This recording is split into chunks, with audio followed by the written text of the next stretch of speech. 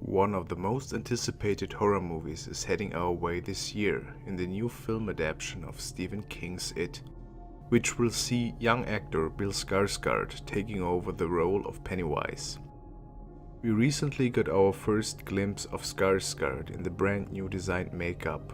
Of course, it's hard to imagine anyone other than Tim Curry in the role of Pennywise, as his performance was iconic and terrifying to the point of being completely unforgettable. Even if you weren't a fan of the 1990s miniseries, you simply can't deny that Curry is the standout highlight of the whole thing, and he truly brought to the screen one of the most memorable villains of all time.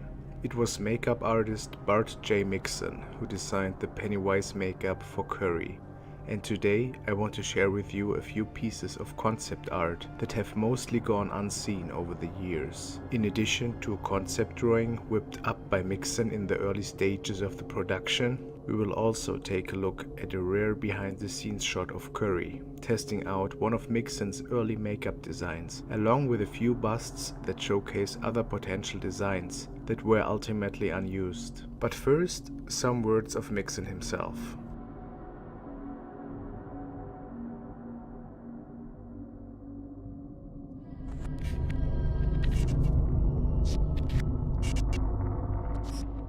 I started out designing Pennywise by doing lots and lots of research into various clown looks. I did do a number of sketches, but these were somewhat pointless until the part was cast. The production was considering Tim Curry, Roddy McDowall, and Malcolm McDowell. And while I think any of these great actors would have given us a very unique Pennywise, I do think they made the right choice in casting Tim. Here is an awesome behind-the-scenes image of Tim Curry backstage in an early makeup test for his Pennywise costume.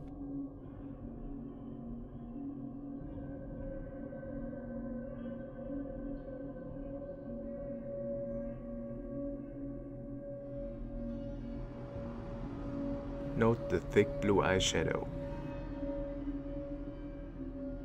Once Tim was it, I got his headshot from the production and started sketching over it, so that I knew whatever I designed would fit on Tim. We then took a full head cast of Tim and produced 3 copies of it. Up on these busts, I did 3 clay sketches of different looks that I liked, sealed them and painted them with different clown designs. I took photos of these busts with a red wig and sent them to the director, Tommy Lee Wallace. We discussed them and eventually he chose one very similar to the final look in the film. I then sculpted this approved version and it was broken down into the various sections for an appliance makeup. At this time there was a domed head, the nose, cheekbones and the chin.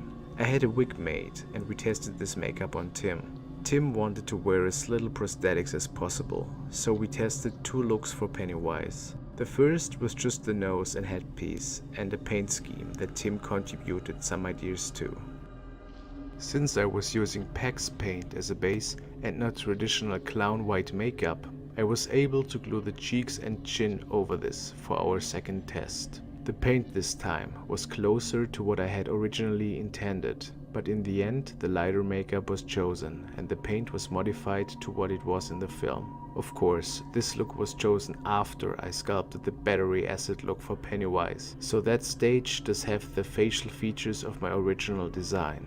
Interestingly enough, Mixon had intended for Tim Curry to wear 2 different looks for Pennywise. One for the first part of the movie, where the cast are kids, and a second, rotted clown corpse version for the second part, in which the kids of Derry are all grown up. The battery acid look incorporated another concept I had for Pennywise that the It director, Wallace, did not want to use. I saw no reason for Pennywise to appear as the same clown to the 7 characters when they were adults, because they already knew he was not a real clown. So I wanted him to look like a horrific version of his clown self. Almost like a rotten clown corpse, as if it was mocking them that they once believed he was a real clown. Wallace did not want to go this route, so I took elements of that design and used them on the disfigured part of the acid look. These are the early design busts Mixon did not end up using.